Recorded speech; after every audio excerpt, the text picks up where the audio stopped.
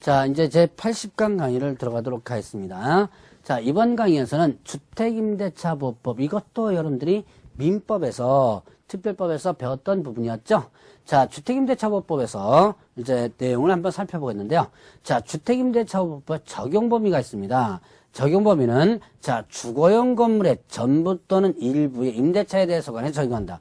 주거용 건물에 있어서 전부 또는 일부라는데, 자, 일부라고 하는 부분은요, 자, 주거용이 전체적으로 사용하는 부분에서 일부가 주거 외의 목적으로 사용해도 일단은 적용이 된다 이렇게 합니다. 근데 일부는 아주 조그만 일부가 아니라 전체가 주거용으로 사용하고 있는데 그 일부 아주 조그만 일부가 다른 용도로 사용될 때 그것도 적용된다라고 볼 수 있는 거예요. 자, 그러면 임차주택의 일부가 주거 외의 목적으로 사용되는 경우에도 적용되는 부분이고요. 자, 그러면 이때 국민주택기금을 재원으로 하여 저소득층의 무주택자에게 주거생활의 안정을 목적으로 전세 임대주택을 지원하는 법인 있죠. 자, 이때 토지주택공사와 지방공사도 적용됩니다. 자, 여러분들이 이런 그 법인들, 여러분들 뭐 가장 대표적으로 SH공사, 서울 공사 있죠? 이런 SH공사라든가 이런 그 뭐 지방공사들이 있습니다. 그런 지방공사들, 임대아파트 운영하죠? 자, 그런 공사들도 마찬가지로 적용하고요. 자, 그 다음에 또 이런 게 있어요. 지방공사, 토지주택공사와 관련된 부분에서 보면, 이 법인들이 토지주택공사나 지방공사 같은 경우는 이 저소득층에 대한 전세 임대주택을 지원한다. 이렇게 됐습니다. 이게, 뭐냐면, 여러분들이 저기 텔레비전에 요즘도 나오는 것 같은데요. 동행이라는 프로그램이 있을 거예요. 거기 보면 집이 없어가지고 거의 쫓겨나다시피 하는 그런 부분에 이제 방송이 한번 나오죠. 그러면 이 사람들에게 아주 저렴하게 그 전세 임대주택을 어떤 공사가 이제 알선해 주는 거예요.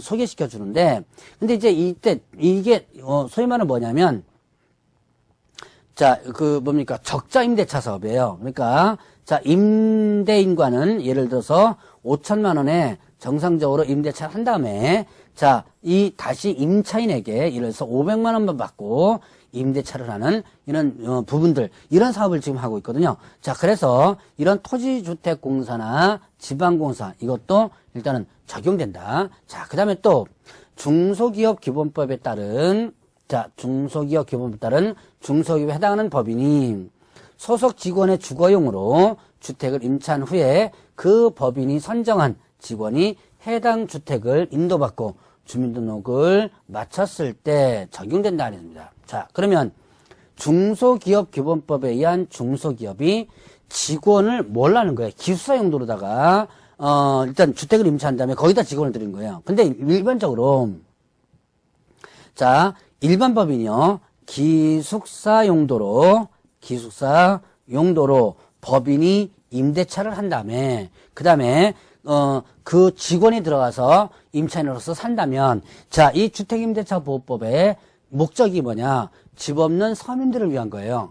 그런데 법인이, 회사가 기숙사 용도로 일단은 집을 임대차해가지고 거기서 직원이 살고 있다. 그거는 법인이라고 한다면 어떻게 돼요? 일반 회사는 집 없는 서민이 아니죠. 그렇기 때문에, 자, 이거는 적용되지 않았었어요. 그런데 중소기업 같은 경우는 기숙사를 짓지 못하는 거죠. 그래서 주변 지역에 단독주택 같은 걸 해가지고 기숙사 용도로 하고 있는데 주택임대차법 적용되지 않아서 불편한 부분이 상당히 많았습니다. 그래서 2년 전에 이게 새롭게 들어왔던 내용이에요. 그래서 중소기업 기본법에 따른 중소기업도 일단은 이 법을 적용한다. 자, 그러면 일단은 대항력이 있는데요. 대항력은 점유와 주민등록을 마친 때, 자, 대항력이라는 뭐예요? 대항할 수 있다. 누구한테 대항할 수 있는 거예요? 제3자에게 대항할 수 있는 거죠. 자, 집이 팔렸습니다. 자, 집이 팔렸으면 새로운 집주인이 나오죠. 새로운 집주인이 어떻게 한 거예요? 야, 내가 이제 새로운 집주인이니까 너 나가라. 라고 할 수 있겠죠? 바로 그때 나는 못 나가겠다라고 정당하게 대항할 수 있는 것이 바로 대항력이라는 거죠. 자, 그러면 이때 대항력은 점유와 주민등록. 자, 인도죠, 인도와 주민등록을 마친 때 다음날 0시부터 이렇게 대항력이 발생하게 됩니다. 이건 인도 점유와 주민등록은 이건 뭐예요? 하나의 대항 요건입니다. 자, 그러면 대항력 발생 요건인데요. 대항력과 관련된 판례는 상당히 많습니다. 많은데 제가 간단한 거 몇 개만 일단 설명했고 나머지는 여러분들이 민법에서 주로 이런 판례 부분들이 배우니까 민법에서 더 보충을 해보시기 바랍니다. 자, 다가구 주택의 경우에는 집원까지만, 다가구 주택은요 집원까지 전입신고를 해도 되지만 다세대 주택의 경우에는 뭐다? 동호수까지, 집원에다가 동호수까지 이렇게 했어요. 자, 다가구 주택 같은 건 어떻게 돼요? 소유자가 한 사람이죠. 그 다음에 여러 가구가 사는 거예요. 그러니까 소유자가 한 사람이니까 집원까지만 해도 되는 겁니다. 그런데 다세대 주택 같은 경우는 건물 한 동에 소유자가 A, B, C, D 각각이에요. 그래서 집원까지만 하면 이 건물 안에 어느 누구네 집에 사는지를 모르죠. 그래서 동호수까지를 정확하게 기재하라고 되어 있습니다. 자, 그러면 전입신고 시 집원을 임차인이 잘못 기재하여 후에 수정한 경우라면 수정한 날에 다음 날부터 발생을 하고요. 자, 그 다음에 주민등록은 그 가족 주민등록으로도 가능하다 이렇게 됐어요.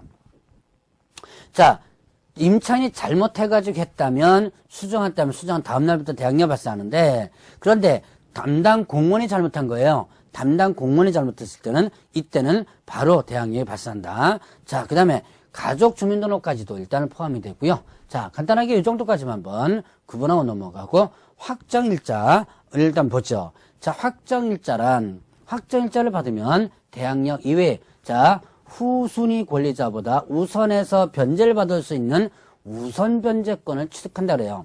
확정일자를 받는다. 그럼 나 외 내가 자, 확정일자를 이거는 결국은 어떻게 된다? 순위가 어떻게 된가?